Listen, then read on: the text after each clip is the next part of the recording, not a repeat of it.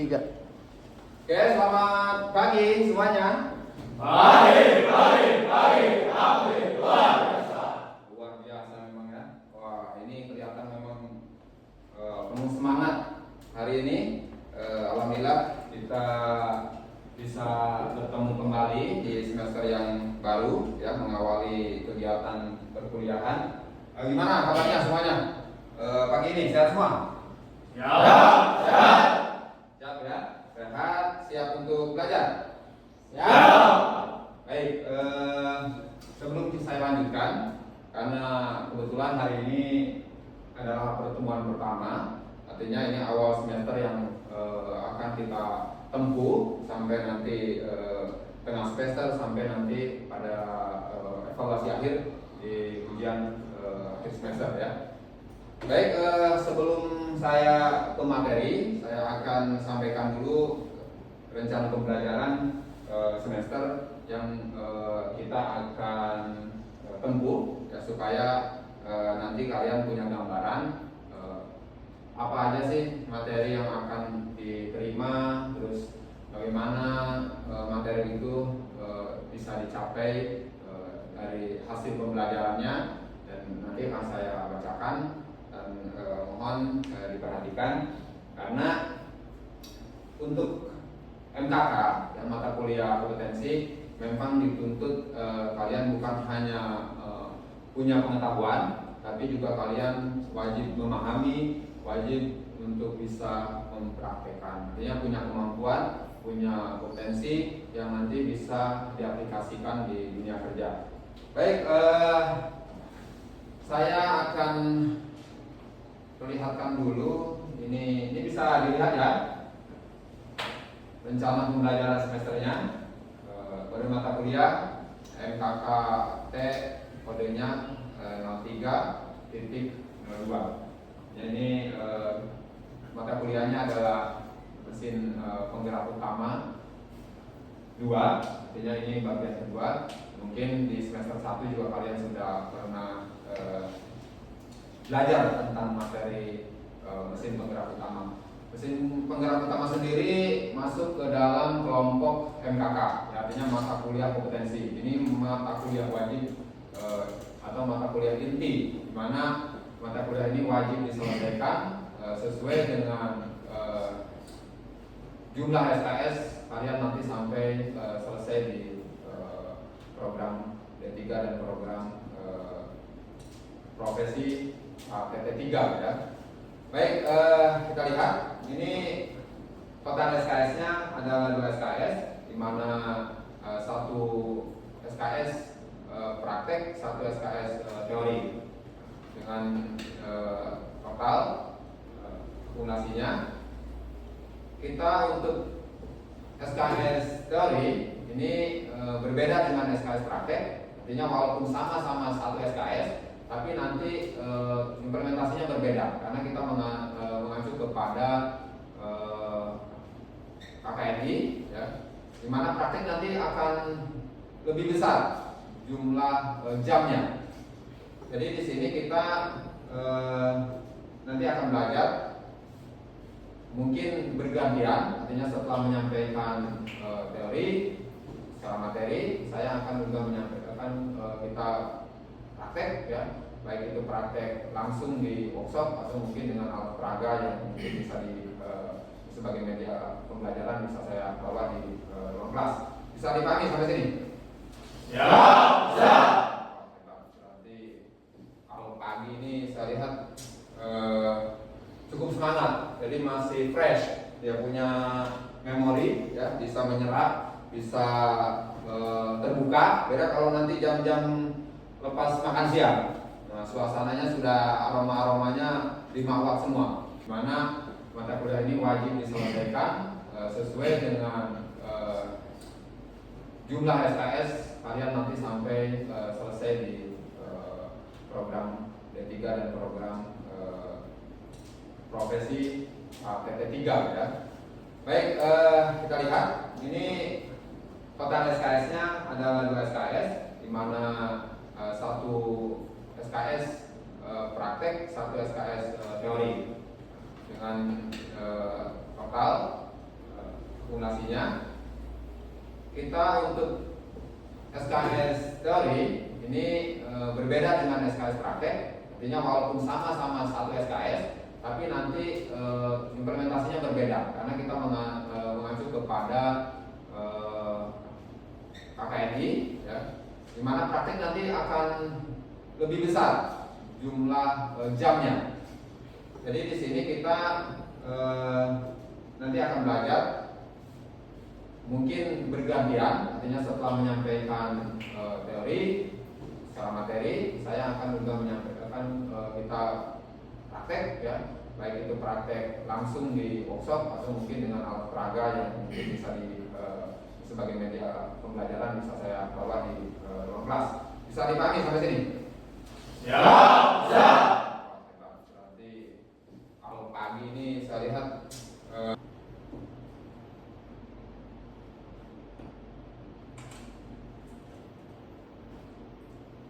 ini kontrak belajarnya. Ini kontrak belajar ini hanya beberapa poin yang penting yang saya rasa harus masuk, ya, mana informasikan tentang mata kuliah. Ini juga termasuk dosen pengampu, terus kelas, karena kebetulan kita ada 2 kelas. Ini kelas tingkat semester 2, ya. Ini yang saya masukkan sebagai garis miring adalah semesternya, ya, bahwa kalian ada di tingkat 1, tadi semesternya semester 2. Baik, tahun akademiknya tahun akademik 2024-2025, artinya bahwa tahun akademik ini masih lanjutan dari 2024-2025 karena akan berakhir 2025 di tahun akademiknya di bulan ini, ya, artinya di bulan tahun 2025 ini. Ini adalah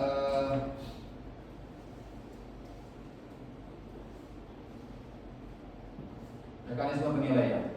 Diperhatikan item penilaiannya ujian akhir semester ada 40%, artinya dari nilai yang nanti didapat hasil evaluasi itu kalian poinnya 40%, artinya untuk nilai keseluruhan nanti IPK-nya itu 40%. Dan ini selanjutnya adalah ujian tengah semester 30%, tugas 10%, kuis atau kuesioner, ya, 10%, kehadiran 5%, dan sikapnya 5% juga. Ini sikap kebetulan akumulasi karena sikap itu memenuhi beberapa kriteria, artinya ada yang berupa kepribadian, ya, dan juga ada berupa nanti karakter.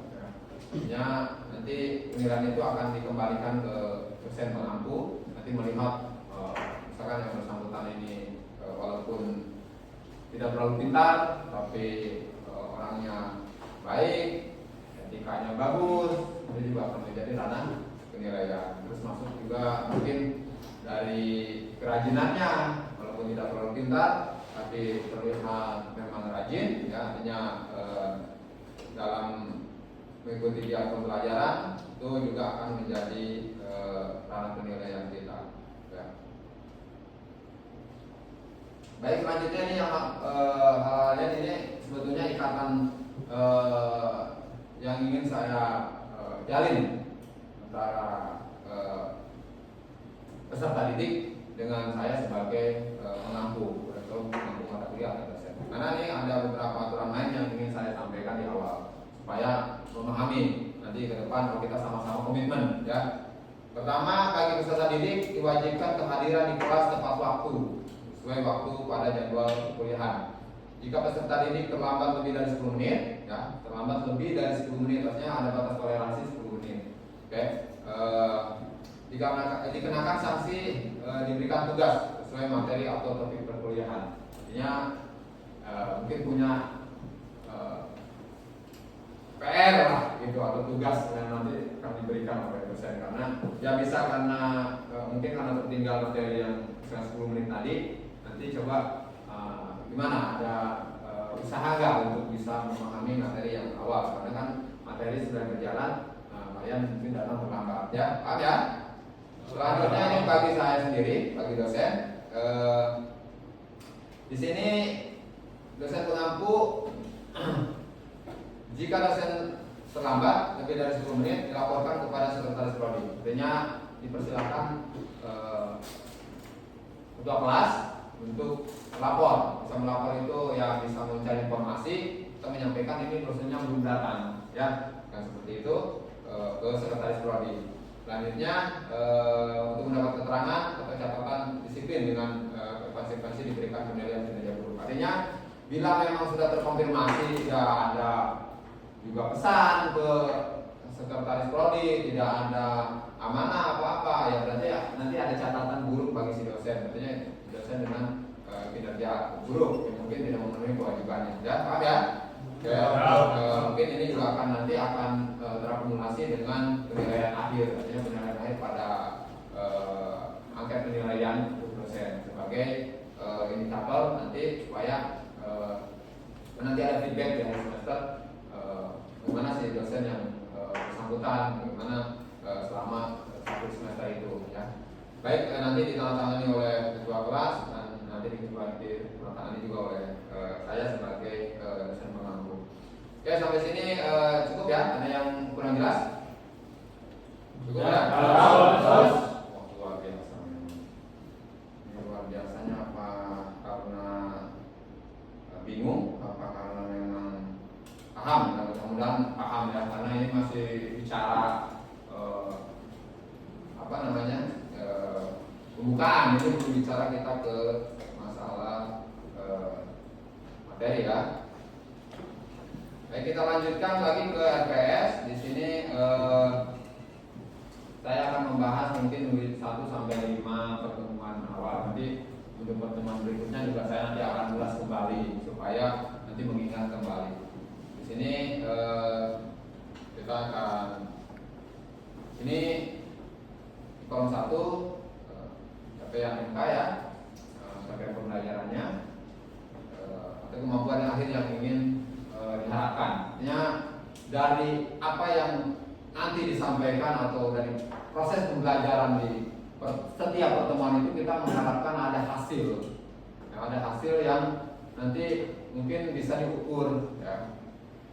Satunya adalah mampu mengenal bagian-bagian dari konstruksi mesin, ya, mesin diesel terutama, dan mengetahui fungsinya, bisa membedakan dan menyebutkan komponen mesin yang bergerak, tidak bergerak, bergerak sesaat, dan komponen penunjang lainnya terkait fungsi pada sistem. Itu yang diharapkan. Artinya ini sebagai tolak ukur, nanti sebagai sasaran yang ingin dicapai ya. Bahan kajiannya atau materi perkuliahannya ini hanya diambil topik besarnya saja atau topik besarnya aja ya. Ini hanya garis besarnya.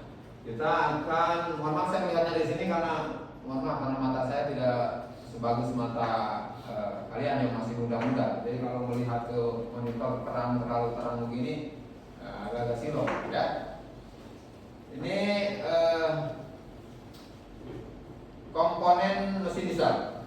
Nanti akan diberikan materi tentang pengetahuan komponen mesin diesel.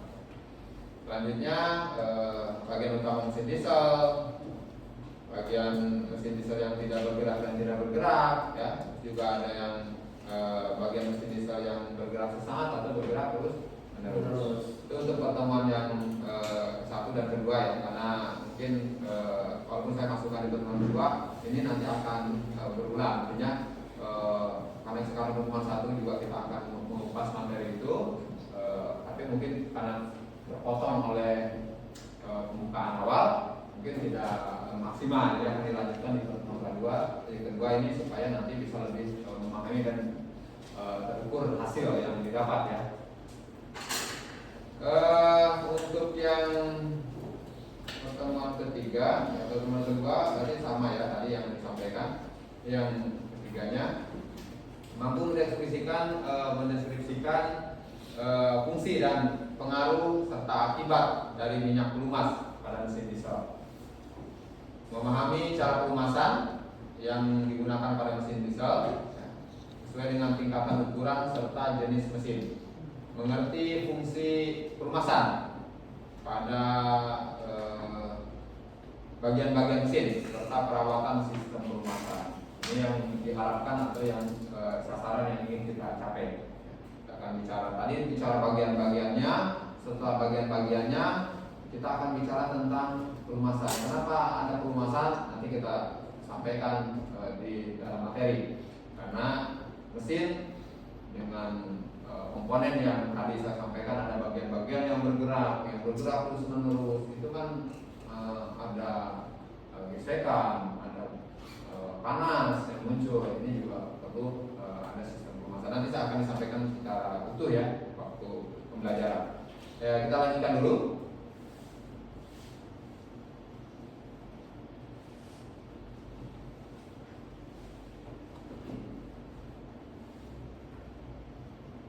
Ini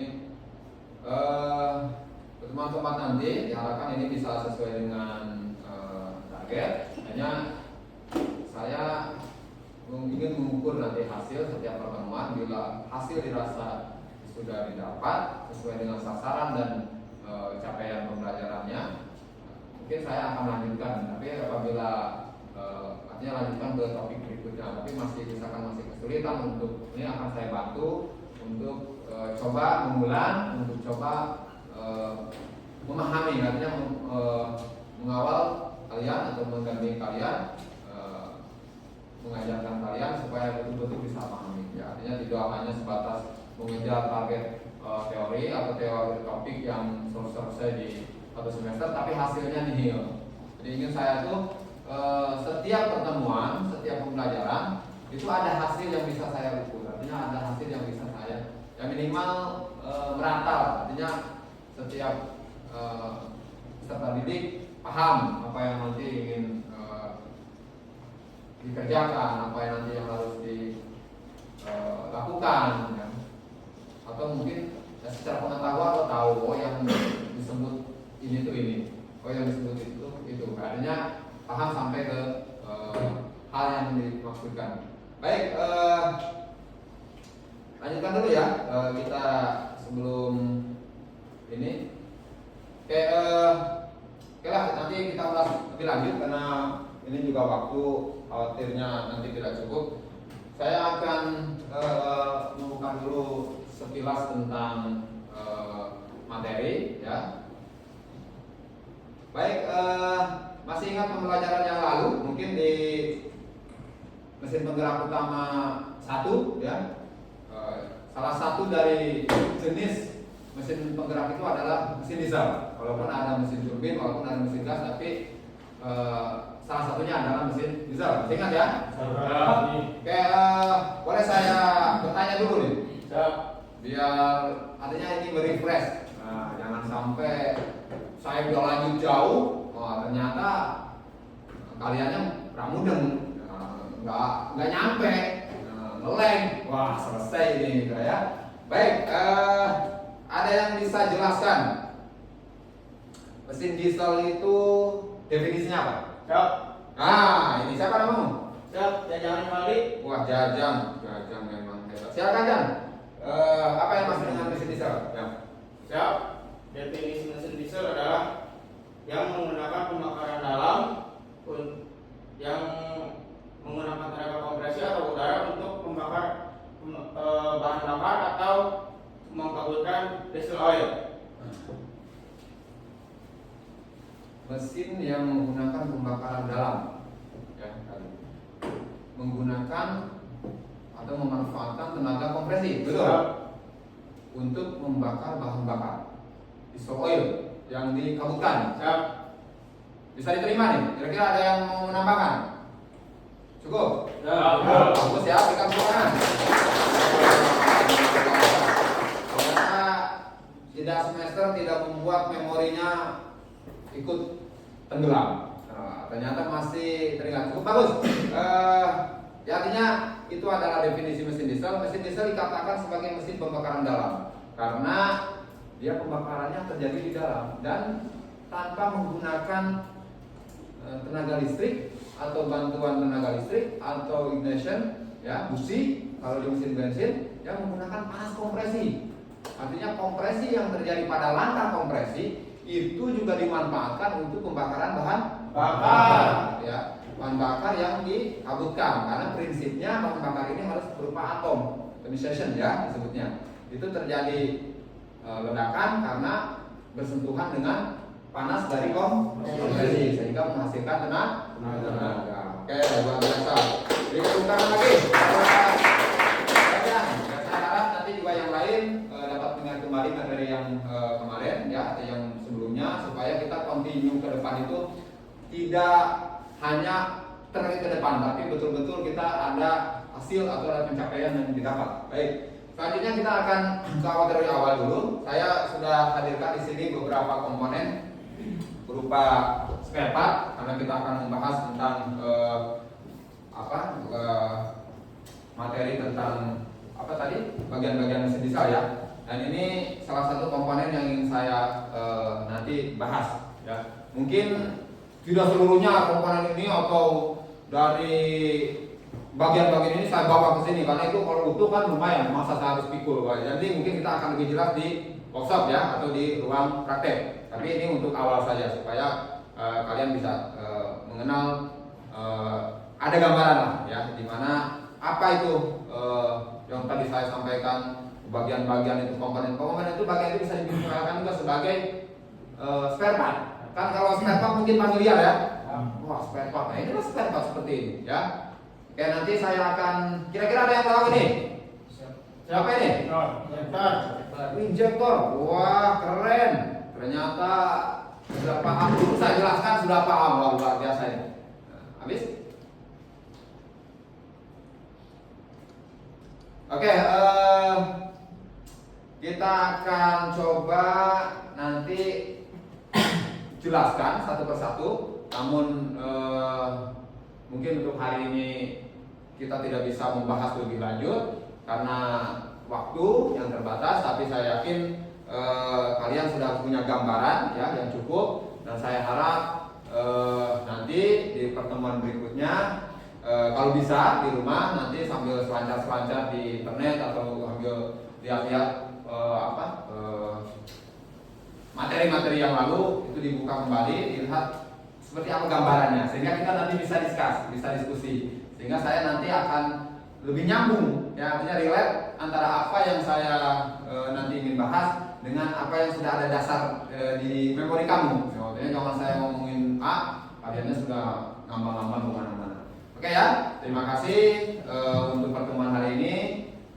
Saya harap nanti di pertemuan kedua kita bisa belajar lebih luas, lebih mendalam lagi terkait materi yang akan kita bahas. Saya juga mohon maaf bila pembukaan ini mungkin lebih panjang karena memang awal semester. Dari saya harus menyampaikan secara administratif dulu, lalu kita menginjak ke materi, ya. Terima kasih untuk seluruh taruna yang sudah hadir hari ini.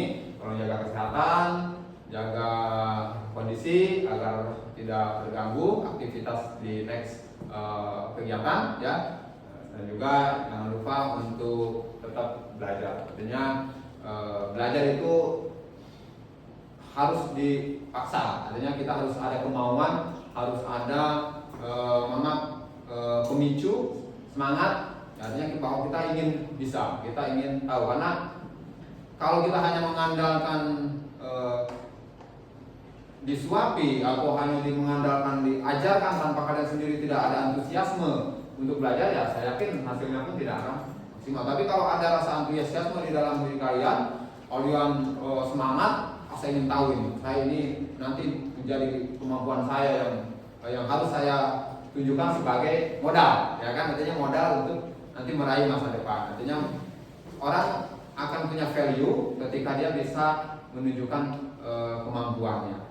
Tapi ketika hanya value itu, ya, nilai lebih yang nanti yang punya daya saing, ya, artinya punya keunggulan, ya. Salah satunya mungkin nanti kompetensi itu. Baik, terima kasih untuk semuanya. Selamat belajar kembali, selamat menempuh semester baru ini. Tetap semangat, tetap sehat, dan terus belajar. Terima kasih. Wassalamualaikum warahmatullahi wabarakatuh. Waalaikumsalam.